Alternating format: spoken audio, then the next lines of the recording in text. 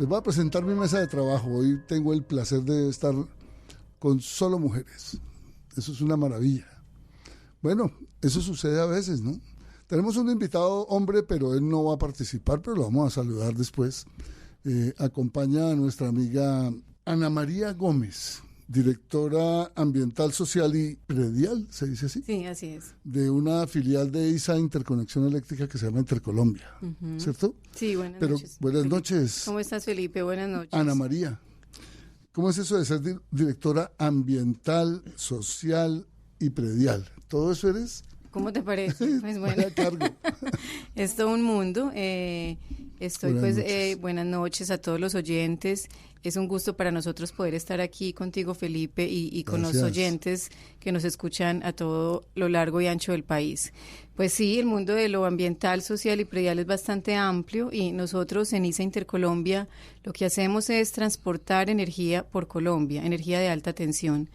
Pero no solamente el transporte de la energía involucra los temas técnicos de las líneas, las torres, sino que también involucra comunidades. Por eso hay que hacer una gestión social asociada a ese transporte de energía.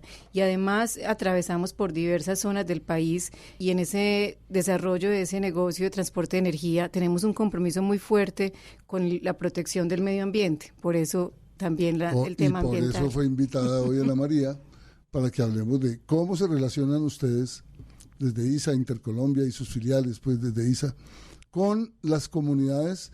En este caso vamos a hablar específicamente de los arhuacos. Sí, señor, ¿cierto? así es. Sí, bueno, señor. Vaya, son todos unos personajes, estos amigos. Tremendo. Sí, las comunidades, las etnias, ¿cómo se podrían llamar? Grupo étnico. Grupos étnicos. Sí. Sí. De todas maneras, en cabina está nuestro amigo Gabriel Gallón, también ¿eres de ISA? Gabriel, buenas noches. Hola, buenas noches, sí, de ISA Intercolombia. Intercolombia. ¿Se llama así, ISA Intercolombia? ISA Intercolombia. Sí, señor. ¿Y tú manejas qué, Gabriel? Yo soy el director de Comunicaciones y Sostenibilidad de ISA Intercolombia. Ah, nada menos. Se vino el duro. Gabriel, ahora hablamos de cositas los dos. Listo. Bueno, gracias por estar aquí y acompañarnos, Gabriel. No, gracias a ustedes por la invitación. No, estamos muy contentos de que esté ISA, de que esté Falundafa, de que esté Cintia. Felicidad. Bueno, comencemos por ISA, ahí en serio. ¿Cómo le vamos a contar la historia a nuestra audiencia? ¿Cuál sería un bonito o un interesante comienzo de la historia con los arhuacos? ¿Por qué llegamos a tener la necesidad ustedes de hablar con ellos? Bueno, voy a contar esta historia. Pues primero que todo, las empresas, como mencionaba al principio, en el quehacer empresarial, tenemos una inmensa responsabilidad de integrar las necesidades del planeta con las particularidades de los grupos de interés o de las personas con las que nos relacionamos. Y a veces a las empresas nos corresponde hacer una especie de puente entre esos dos mundos, la gente que está en las comunidades, en las zonas rurales de Colombia y el medio ambiente y el desarrollo de proyectos y de infraestructura que se necesita en el país. Claro. Entonces, quisiera decirles que esta historia con los arhuacos empieza hace más de 15 años con una compañera que trabajaba en ISA Intercolombia, se pensionó, luego de eso tuvo un proceso de salud y falleció. Ah, caray. Ella se llama Susana Jaramillo y fue una persona que... Bueno, aquí un pequeño homenaje que esto sea también un homenaje a Susana. Sí. Que fue la predecesora, pues, fue quien construyó las primeras bases de esta relación y lo hizo de una forma muy bonita. Entonces los arhuacos cuentan incluso la historia y se mueren de la risa. O sea, ella fue, perdón, así vulgarmente hablando, la que echó alpargata por entre así fue. Por entre esas lomas, así por ese monte.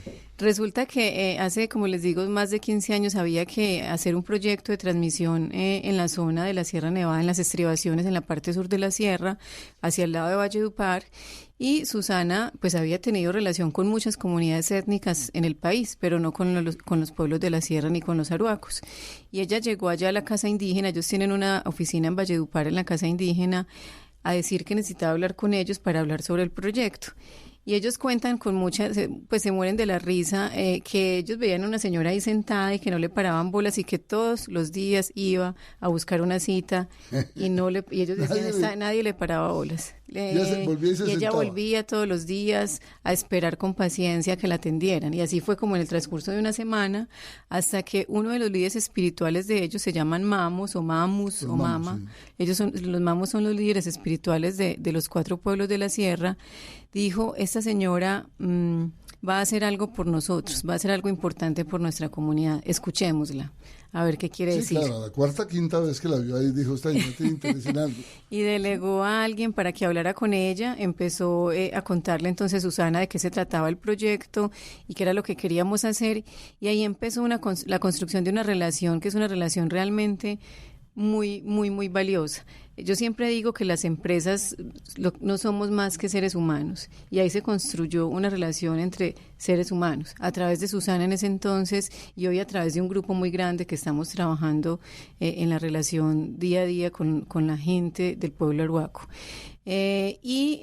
Lo más también valioso de este proceso fue que se empezó a construir lo que es la consulta previa hoy en Colombia, a partir de ese encuentro que todavía no estaba en ese entonces reglamentada, y se empezaron a dar como los primeros pasos para lo que luego en Colombia ya hoy está establecido en la ley como la consulta previa, que es, ¿Qué es? La consulta previa se trata de garantizar la consulta, el derecho a la consulta de las comunidades indígenas que hay en el territorio, para que ellos sepan los impactos que les genera. Esa es una de mis amigas. ¿Ah, sí? arhuacas. Qué bien. ¿Cómo se llama? Bueno, es que es hija de un mamo que murió también hace poco. Ah, sí. Entonces trabajan en esas oficinas de comunicaciones y ellos son unos luchadores duros.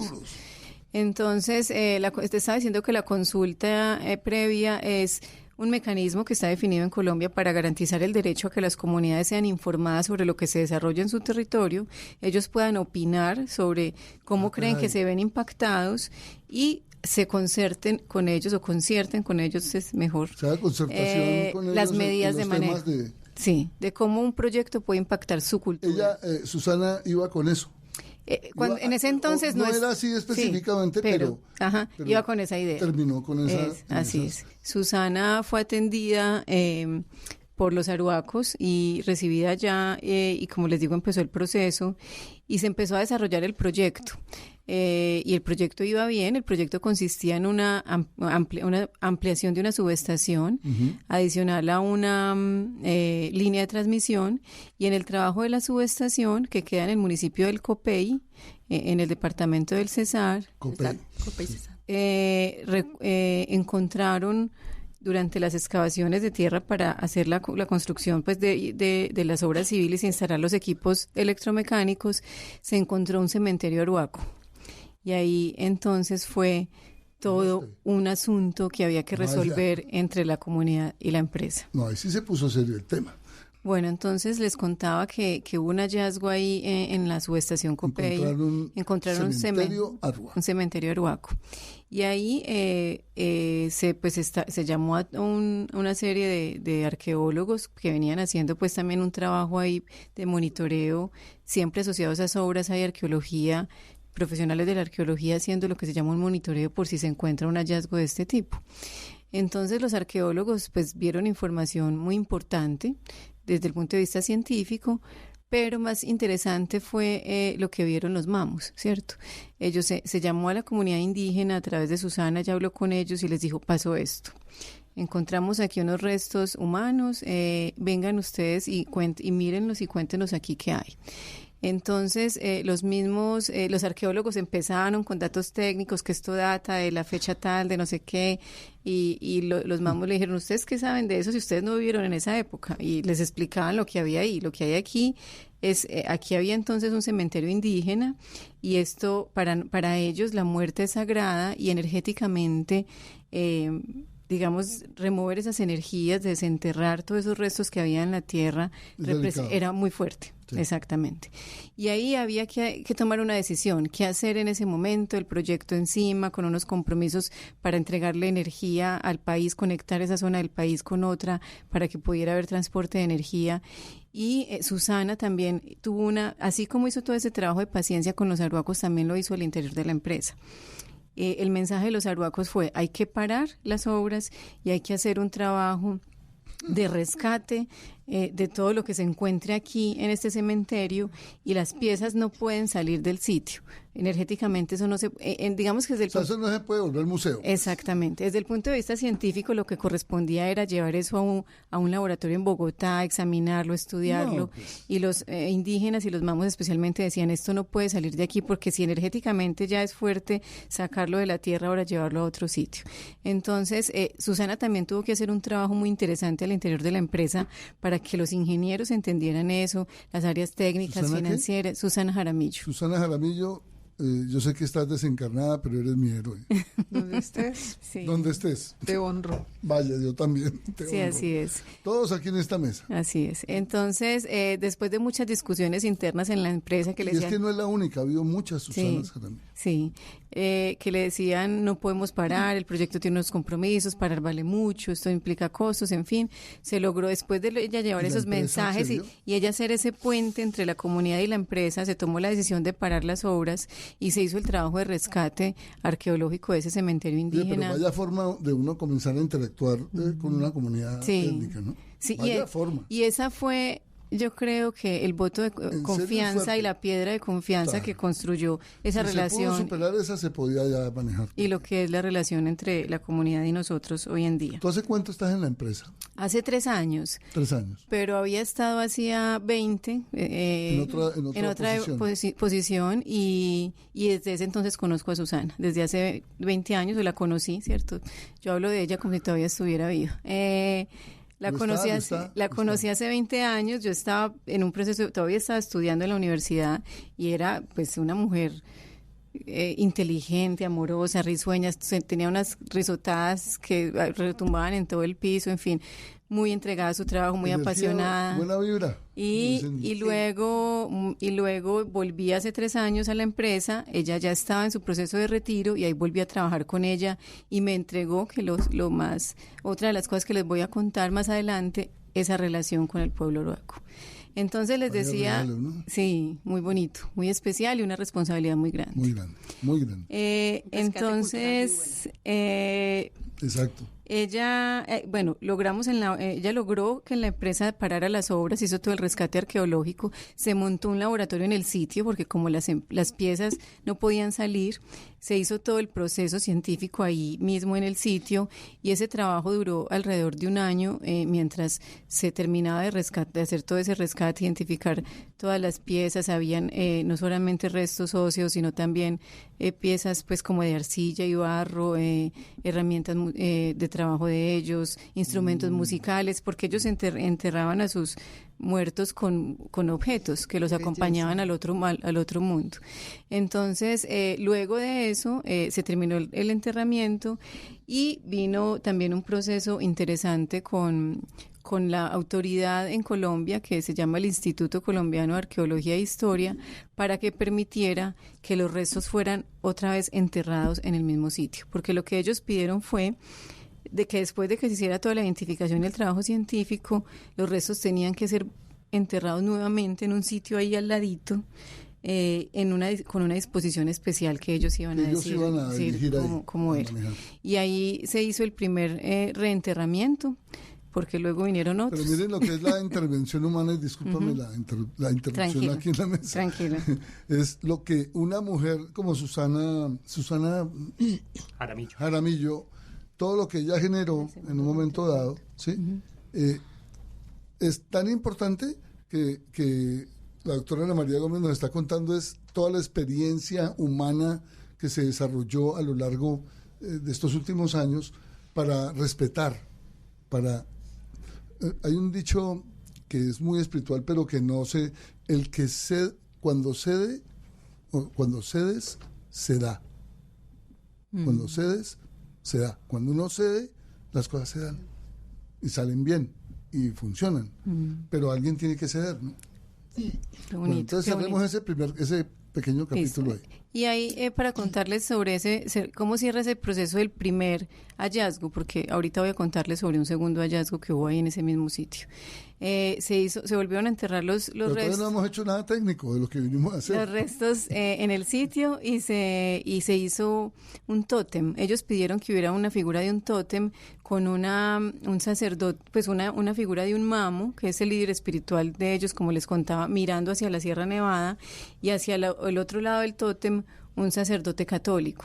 Ellos tuvieron en su territorio ancestral una invasión, digámoslo así, fuerte de los capuchinos, y eso fue para ellos todo un proceso muy fuerte. Lograron increíblemente que los capuchinos salieran y ellos volver a recuperarse y a digamos, conservar su cultura, mantener su cultura. Sí. Entonces lo que pidieron hacer fue un tótem que mirara hacia la sierra. Tiene dos caras, ¿cierto? Hacia la sierra mira un mamo, y hacia el lado que ya es lo que ellos llamamos el lado occidental, utilizando un poco los temas, lo que tú hablas de las civilizaciones orientales, y porque tienen cosas parecidas en su concepción, en su cosmogonía.